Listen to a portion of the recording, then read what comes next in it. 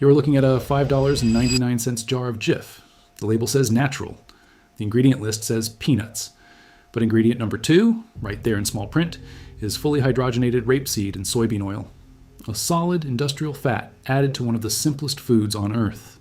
And the reason it's in there has nothing to do with flavor, nothing to do with nutrition, and everything to do with making sure you never think about making this yourself. Stay with me, because in the next few minutes, I'm going to show you how to make peanut butter with one ingredient in about 5 minutes for under 40 cents a jar. And once you understand what's actually in the jar you've been buying, you won't go back. But first, you need to understand how this happened, because it didn't happen by accident. Real peanut butter, peanuts, ground up, nothing else, separates. The oil floats to the top. You've seen it in the all-natural versions at Whole Foods or the health food aisle. There's a half-inch of peanut oil sitting on top and a dense paste underneath. Most people see that and think the product is broken. That's exactly what the industry trained you to think. That separation is not a defect. That is the product working correctly. Peanuts contain roughly 50% fat by weight, and that fat is liquid at room temperature. When you grind peanuts, the oil releases. It's supposed to. The separation is the sign that nothing has been added to glue it in place. In the 1950s, Jif and Skippy figured out that the average American consumer would not stir their peanut butter. Studies showed it. People didn't want to deal with the oil. They wanted a shelf-stable product that looked uniform from the first spoonful to the last. So both companies added a hydrogenated fat, a solid fat manufactured by forcing hydrogen atoms into liquid vegetable oil under pressure to lock the oil in suspension permanently. That hydrogenated fat solved the stirring problem.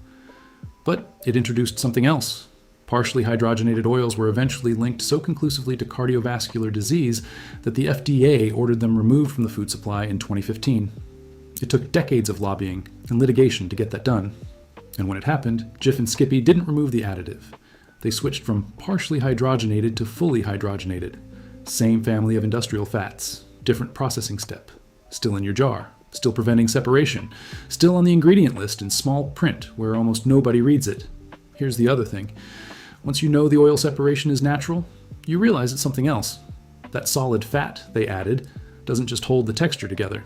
It replaces the peanut oil. The most nutritionally valuable part of the peanut, monounsaturated fat, the same fat in olive oil, linked to reduced inflammation and better cardiovascular markers, gets diluted every time you add a solid industrial fat to hold the jar together on a shelf for 18 months. You're paying a premium for a product that has had its best ingredient partially displaced by a cheaper industrial substitute. And it's been this way since before most of us were born.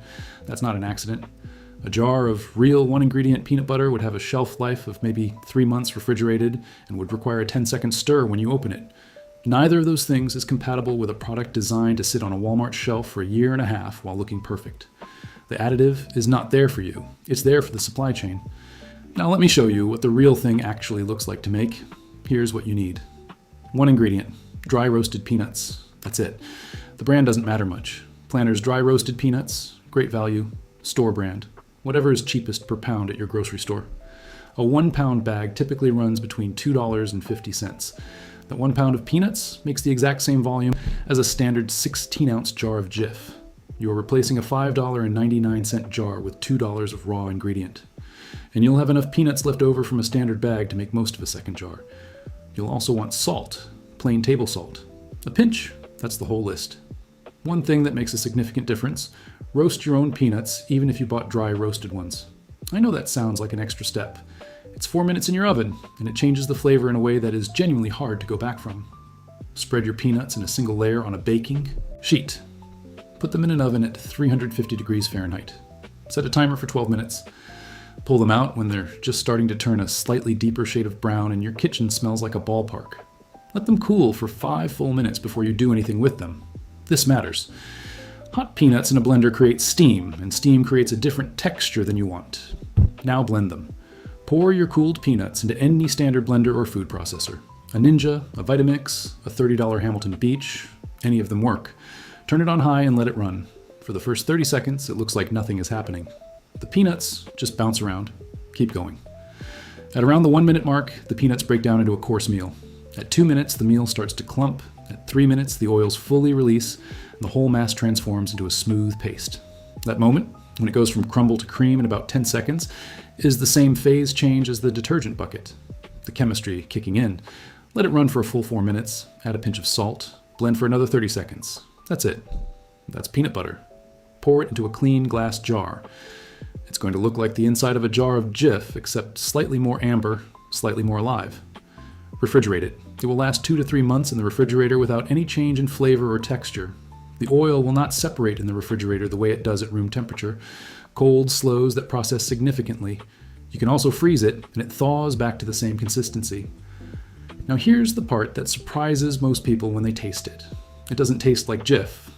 It tastes better than Jif, significantly better. The reason is the same reason single origin olive oil tastes better than generic olive oil. When the only ingredient is the ingredient, the flavor of that ingredient is all there is. No added sugar. Jif contains sugar, it's ingredient number 3 after the hydrogenated fat.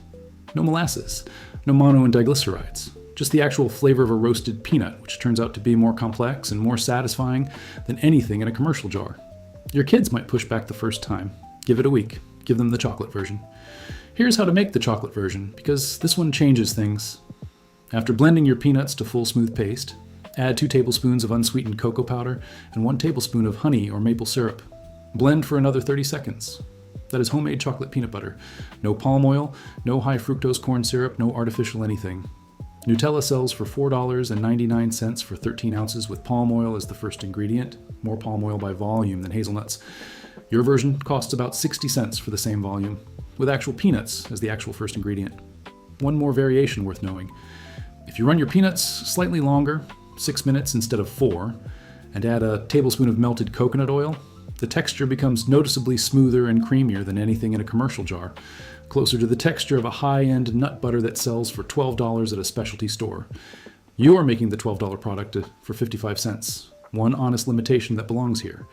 Homemade peanut butter does not have the 18-month shelf stability of a commercial jar because it does not contain the preservative fat that gives commercial peanut butter that shelf stability. Refrigerated, you have 2 to 3 months. Unrefrigerated, you have maybe 2 to 3 weeks before the natural oils start to oxidize and the flavor changes. This is not a food safety issue. Oxidized peanut oil isn't dangerous, it just tastes off. The fix is simple. Make smaller batches, make them more often, and store them in the refrigerator.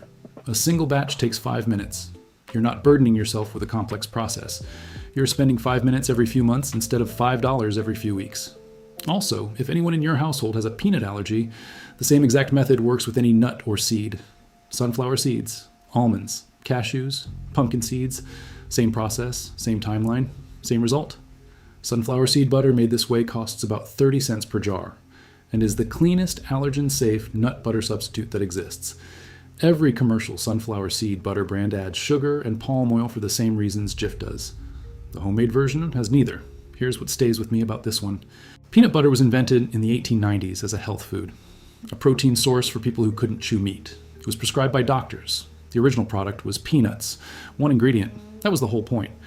It took the food industry about 50 years to look at that simple product and figure out how to make it cheaper to produce, more shelf-stable, more visually consistent, and more dependent on an industrial supply chain that a home kitchen couldn't replicate.